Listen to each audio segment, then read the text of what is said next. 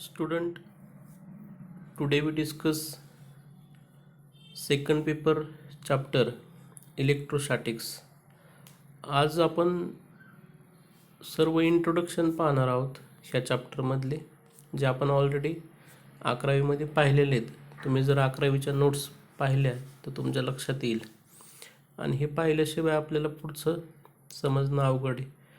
तर बेसिक पाहूया काय काय आपल्याला घ्यायचं आहे आज. तर सुरुवातीला आपण इंट्रोडक्शनमध्ये काय घेत आहोत, डेफिनेशन ऑफ इलेक्ट्रोस्टॅटिक्स. तर काय डेफिनेशन आहे विद्यार्थ्यांनो, study of electric charge which is at rest is called as electrostatics. म्हणजे आपण अशा चार्जचा स्टडी करतोय की जो एका जागी स्थिर आहे. रेस्ट याचा अर्थ काय, स्थिर, त्याला आपण स्टेशनरी म्हणतो. तर study of electric charge which is at rest is called as electrostatics. Next we define electric field. आता इलेक्ट्रिक फील्ड कशाला म्हणायचं, आपल्याला माहिती की प्रत्येक चार्ज हा स्वतःभोवती काय करत असतो, इलेक्ट्रिक फील्ड तयार करत असतो, आणि त्याच्या आतमध्ये जर दुसरा चार्ज पुटअप केला तर त्याच्यावर फोर्स एक्झर्ट होत असतो. ठीक आहे, म्हणजेच काय डेफिनेशन काय येईल, द स्पेस म्हणजे काय, जागा, सराउंडिंग म्हणजे सभोवताली. कशाच्या सभोवताली, electric charge Q. The space surrounding electric charge Q in which any another charge experience force is called as electric field.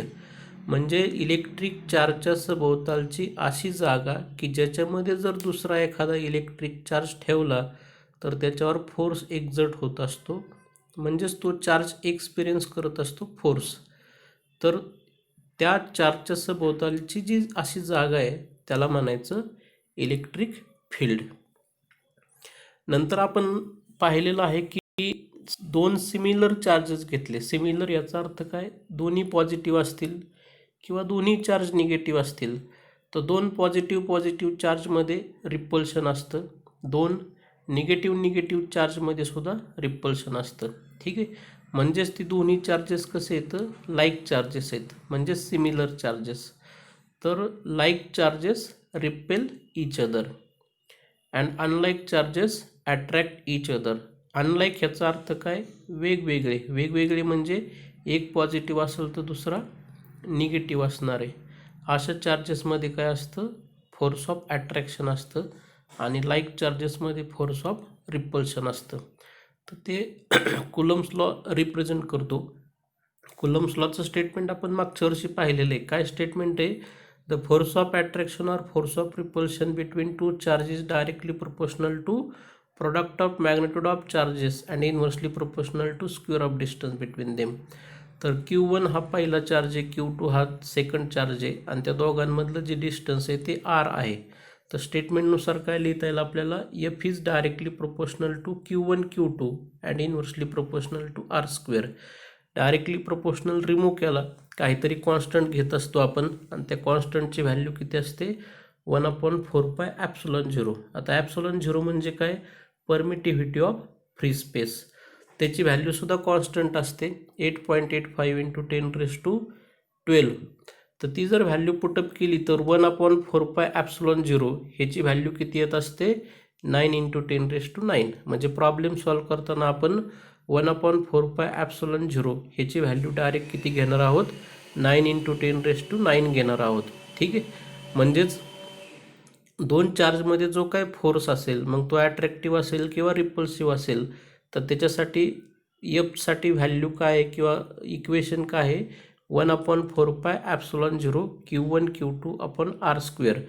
आता हे आपण गृहीत धरतोय की चार्जेस कुठं ठेवलेले येतं, एअर मीडियममध्ये, म्हणजेच फ्री स्पेसमध्ये, म्हणून ε0 घेतला आहे. एअर मीडियम सोडून जर दुसरीकडे चार्जेस ठेवलेले असतील तर 1/4πε0, ε0च्या ऐवजी ॲप्सिलॉन येतो. ठीक आहे, नंतर पाहूया electric field intensity which is the vector quantity represented by vector E. फक्त ई लिहिलं तर ते त्याचं मॅग्नेट्यूड झालं. काय डेफिनेशन आहे, the force acting on unit positive test charge is called as electric field intensity. तर इक्वेशन काय आहे सर्वसाधारणपणे, vector E is equal to vector F upon Q0. आता व्हेक्टर ई म्हणजे काय, electric field intensity, vector F म्हणजे काय, force, आणि Q0 म्हणजे काय, युनिट पॉझिटिव्ह टेस्ट चार्ज. ठीक आहे. तर इक्वेशननुसार SI युनिट काय येईल, इलेक्ट्रिक फील्ड इंटेन्सिटीचं newton per coulomb, because F is measured in newton and charge is measured in coulomb. Therefore newton per coulomb is SI unit of electric field intensity.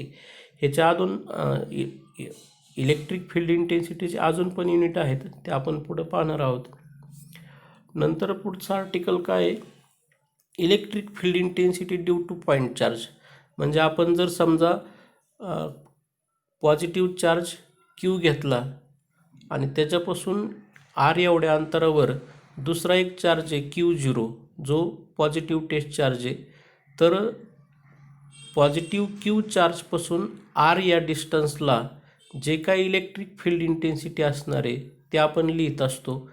तर फिगरमध्ये दाखवल्याप्रमाणे positive charge Q आहे, त्याच्यापासून R एवढ्या अंतरावर positive charge Q0 ठेवलेला आहे. आता साहजिकच हे दोन्ही पॉझिटिव्ह चार्जेस आहेत, म्हणजेच लाईक चार्जेस आहेत, तर ह्यांच्यामध्ये जो काय फोर्स असणार आहे तो कसा असणार आहे, रिपल्सिव्ह फोर्स.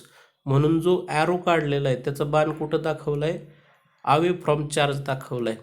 म्हणजे जर सिमिलर चार्जेस असतील, लाईक चार्जेस असतील, तर फोर्स ऑफ रिपल्शन असणार आहे. त्याच्यामुळं डायरेक्शन जी असणार आहे फोर्सची ती अवे फ्रॉम चार्ज असणार आहे, आणि ज्या डायरेक्शननी फोर्स असतो त्याच डायरेक्शननी इलेक्ट्रिक फील्ड इंटेन्सिटी असते. Means for positive charge electric field intensity is away from that charge. तर आपल्याला इक्वेशन लिहायचं आहे. म्हणजे आपण जर पॉझिटिव्ह चार्ज Q घेतला तर Qपासून R एवढ्या डिस्टन्सला जी इलेक्ट्रिक फील्ड इंटेन्सिटी असणार आहे ती किती असणार आहे, E is equal to 1/4πε0 Q/r². आता R आणि E हे एकमेकाला इनव्हर्सली प्रोपोर्शनल आहेत. याचा अर्थ काय, चार्जपासून जसं डिस्टन्स वाढत जाईल तसं electric field intensity decreases. Therefore because they are inversely proportional to each other. जेवढं चार्जपासून अंतर कमी असेल तेवढी इलेक्ट्रिक फील्ड इंटेन्सिटी जास्त असेल. जसं अंतर वाढत जाईल चार्जपासून तसं इलेक्ट्रिक फील्ड इंटेन्सिटी कमी कमी होत जाते. ठीक आहे. नंतर electric potential which is represented by V. तर इलेक्ट्रिक पोटेन्शियल म्हणजे काय असतं, work divide by electric charge. The amount of work done to move charge from one region to another. तर ते मूव करण्यासाठी जे काय वर्क डन घडून येतं त्यालाच आपण इलेक्ट्रिक पोटेन्शियल म्हणत असतो. तर डेफिनेशननुसार, आता इथं मी डिटेल जास्त दिलेलं नाही, फक्त आपल्याला इक्वेशन पाहिजेत. तर V इज इक्वल टू काय, W/Q, where V is electric potential, W is work done and Q is electric charge. तर त्याच्यावरून SI युनिट काय येईल इलेक्ट्रिक पोटेन्शियलचं, joule per coulomb, that is J divide by C. नंतर पाहूया electric पोटेन्शियलचं equation. हे डेफिनेशननुसार झालं. आता इक्वेशन पाहूया. तर आपण फिगरमध्ये दाखवल्याप्रमाणे पॉझिटिव्ह चार्ज Q दाखवला आहे आणि त्याच्यापासून R एवढ्या अंतरावर पॉझिटिव्ह चार्ज Q0 दाखवला आहे. दोन्ही पॉझिटिव्ह आहेत, याचा अर्थ त्यांच्यामध्ये रिपल्सिव्ह फोर्स असणार आहे. म्हणजे जो ॲरो काढतोय तो away from the positive charge Q आहे, आणि ज्या डायरेक्शननी फोर्स असतो त्याच डायरेक्शननी इलेक्ट्रिक फील्ड इंटेन्सिटी असते. तर पॉझिटिव्ह चार्ज Qपासून R एवढ्या अंतरावर जी व्हॅल्यू असणार आहे इलेक्ट्रिक पोटेन्शियलची ती किती असणार आहे, V is equal to 1/4πε0 Q/r. ही आपण मागच्या वर्षी इक्वेशन प्रूव्ह केलेलं आहे. हे जे लिहितो हे सगळं आपण 11वीमध्ये पाहिलेलं आहे. नंतर relation between electric field intensity and electric potential. Electric field intensity is represented by E, electric potential is represented by V. तर ह्या दोघांमध्ये काय रिलेशन आहे, E is equal to V/d. D म्हणजे काय, डिस्टन्स आहे. तर ह्याच्यानुसार इलेक्ट्रिक फील्ड इंटेन्सिटीचं अजून एक SI युनिट तयार होतं. V represent electric potential which having SI unit volt. आणि डिस्टन्स एस युनिट काय असतं मीटर, म्हणजे volt per metre is another S unit of electric field intensity. ह्याच्या आधी आपण काय सांगितलं, इलेक्ट्रिक फील्ड इंटेन्सिटीचं equation S unit of electric field intensity is equal to newton per coulomb. म्हणजे प्रॉब्लेममध्ये जर न्यूटन पर कुलम युनिट दिला असेल किंवा व्होल्ट पर मीटर दिला असेल तर डोळे झाकून समजून घ्यायचं की ही कशाची व्हॅल्यू आहे, इलेक्ट्रिक फील्ड इंटेन्सिटीची आहे. ठीक आहे. नाव नेक्स्ट इलेक्ट्रिक फ्लक्स. आता इलेक्ट्रिक फ्लक्स म्हणजे काय, आपण जर एखादी बॉडीवर चार्ज ठेवला तर त्या बॉडीपासून इलेक्ट्रिक लाईन ऑफ फोर्स बाहेर पडतात. आता इलेक्ट्रिक लाईन ऑफ फोर्स कशाला म्हणायचं, त्याच्या कॅरेक्टरिस्टिक काय हे आपण सर्व 11वीमध्ये पाहिलेलं आहे, तो काय इथला जास्त भाग नाही आहे. पण इलेक्ट्रिक फ्लक्स काय हे आपल्याला कळलं पाहिजे. तर इलेक्ट्रिक फ्लक्स म्हणजे काय, number of electric line of force passing through given area. जो काही आपण एरिया घेतलेला आहे त्याच्यातून जेवढ्या काही इलेक्ट्रिक लाईन ऑफ फोर्स बाहेर पडतील त्याला म्हणायचं electric flux, represented by five. म्हणजे बॉडीचा एक पार्ट जर घेतला तर त्याचं इलेक्ट्रिक फील्ड आपण डी फायने दाखवतो आणि पूर्ण बॉडीचा जर इलेक्ट्रिक फ्लक्स कॅल्क्युलेट केला तर त्याला आपण फायने रिप्रेझेंट करत असतो. म्हणजे ज्यावेळेस डी फाय येईल त्यावेळेस समजून घ्यायचं एक छोटासा स्मॉल एरिया आहे आणि ज्यावेळेस फाय येईल त्यावेळेस समजून घ्यायचं की टोटल बॉडीचा इलेक्ट्रिक फ्लक्स आहे. तर electric field intensity is equal to number of electric line of forces divided by area enclose by electric line of forces. Electric field intensity कशाने दाखवतो आपण, व्हेक्टर ईने. Therefore vector E is equal to D phi upon D S.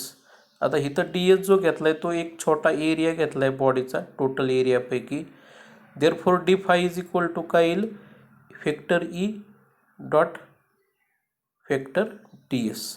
ठीक आहे. आता हे बॉडीचा एका पार्ट पुरतं झालं. आपल्याला टोटल बॉडीसाठी जर कॅल्क्युलेट करायचं असेल इलेक्ट्रिक फ्लक्स तर कसं करावं लागतं, हे जे वरचं इक्वेशन लिहिलं आहे त्याचं इंटिग्रेशन घ्यावं लागतं. म्हणून काय लिहिलं आहे, total electric flux through entire surface. Entire surface याचा अर्थ टोटल बॉडीचं सरफेस, आणि वरती जे लिहिले आहे ते छोट्या एरियासाठी लिहिलेलं आहे, is obtain by taking integration of above equation. तर वरचं जे इक्वेशन आहे त्याचं फक्त इंटिग्रेशन घ्यायचं. Therefore integration of D phi is equal to integration of vector E dot vector D S. तर डी फायचं इंटिग्रेशन काय येतं, फाय. जसं integration of D X is X, integration of D T is T, तसं integration of D phi is phi. म्हणजे phi हे total बॉडीचं इलेक्ट्रिक फ्लक्स आहे आणि डी फाय म्हणजे त्याच बॉडीचा एक छोटा रिजन घेतला त्याच्यातून पास होणारं इलेक्ट्रिक फ्लक्स आहे. ठीक आहे. तर फाय इज इक्वल टू काय आलं, integration of vector E dot vector D S. आता हे व्हेक्टर फॉर्ममध्ये लिहिले, जर स्केलर फॉर्ममध्ये लिहिलं तर काय येतं, phi is equal to integration of E D S cos theta. तर थिटा हा अँगल आहे. नंतर गॉस थेरम. गॉस थेरमसुद्धा आपण 11वीमध्ये पाहिलेलं आहे. आता इथं टोटल स्टेटमेंट काय लिहिलं नाही मी, फक्त काय लिहिलं आहे, phi is equal to Q upon epsilon zero. तर फाय काय रिप्रेझेंट करतो आहे, total electric flux passing through given area. Q म्हणजे काय, इलेक्ट्रिक चार्ज आहे, आणि ॲप्सोलॉन झिरो म्हणजे काय, परमिटिव्हिटी ऑफ फ्री स्पेस. तर गॉस थेरम काय सांगतो आपल्याला, phi is equal to Q upon epsilon zero. ठीक आहे. नंतर पुढचं आर्टिकल आहे चार्ज डिस्ट्रीब्युशन. आता ह्याच्यामध्ये 3 टाईप्स असतात चार्ज डिस्ट्रीब्युशनमध्ये. म्हणजे आपण बॉडी कोणती वापरतोय त्याच्यानुसार 3 टाईप्स पडतात, linear charge density, surface charge density and volume charge density. हे सुद्धा आपण 11वीमध्ये पाहिलेलं आहे. तर लिनियर चार्ज डेन्सिटी कशाने दाखवतो आपण, लॅम्बडाने. काय डेफिनेशन आहे, charge per unit length of conductor is called as linear charge density. म्हणजे इथं आपण असा कंडक्टर घेतो आहे की ज्याला स्वतःची लेंथ आहे एल एवढी, आणि त्या कंडक्टरवर आपण चार्ज पुटअप करतो आहे, माउंट करतो आहे, डिपॉझिट करतो आहे. तर डेफिनेशननुसार काय आलं, linear charge density is equal to charge deposited divided by length of conductor. Linear charge density is represented by lambda. किती चार्ज डिपॉझिट केला आहे क्यू आणि कंडक्टरची लेंथ किती आहे L. Therefore lambda is equal to Q divide by L. म्हणजेच ह्याच्यावरून आपण असंही लिहू शकतो Q is equal to lambda L. म्हणजे जर चार्जची व्हॅल्यू टाकायची असेल तर इक्वेशनवरून किंवा डेफिनेशनवरून याचा युनिट काय येईल कुलम पर मीटर आणि सी जी एस युनिट काय येईल कुलम पर सेंटीमीटर. नंतर सेकंड टाईप आहे surface charge density represented by sigma. तर ह्याचे डेफिनेशन काय आहे charge per unit area of conductor is called as surface charge density. Therefore surface charge density is equal to charge deposited divide by area of conductor. आता surface charge density कशाने दाखवतोय आपण सिग्मानी. Charge किती deposit केला बॉडीवर Q आणि बॉडीचा area किती आहे A. Therefore sigma is equal to Q upon A. तर इक्वेशननुसार एसआय युनिट काय येईल सिग्माचं coulomb per metre square. Coulomb is SI unit of electric charge and metre square is SI unit of area.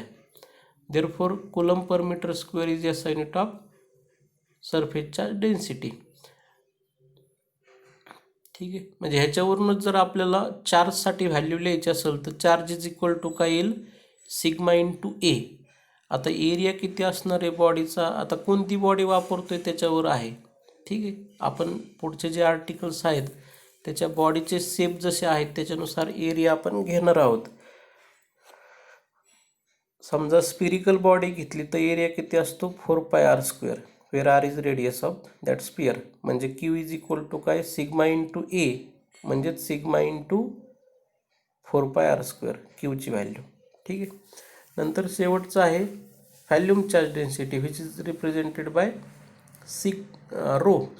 Which is represented by row.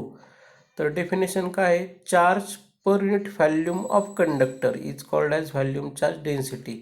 म्हणजे आपण अशी body घेतोय की जिला स्वतःचं व्हॅल्यूम आहे. त्याच्यानुसार काय लिहिलं आहे आपण volume charge density is equal to charge deposited divide by volume of conductor. आता volume charge density is represented by rho. Charge किती डिपॉझिट केला क्यू एवढा आणि व्हॅल्यूम किती आहे व्ही एवढं म्हणजेच rho is equal to Q upon V. ह्याच्यावरून या युनिट काय येईल व्हॅल्यूम चार्ज डेन्सिटीचं कुलम पर मीटर क्यूब आणि सी जी एस युनिट काय येईल कुलम पर सेंटीमीटर क्यूब. ठीक आहे. तर हे आज जे काय आपण पाहिलं ते सर्व इंट्रोडक्शनचा भाग आहे. हे समजल्याशिवाय तुम्हाला पुढं समजणार नाही. ठीक आहे. बाकीचं आपण पुढच्या लेक्चरमध्ये पाहूया. थँक्यू. हे सर्व तुम्ही नोट्स प्रिपेअर करा व्यवस्थित. 11वीच्याही नोट्स वापरा. Okay bye.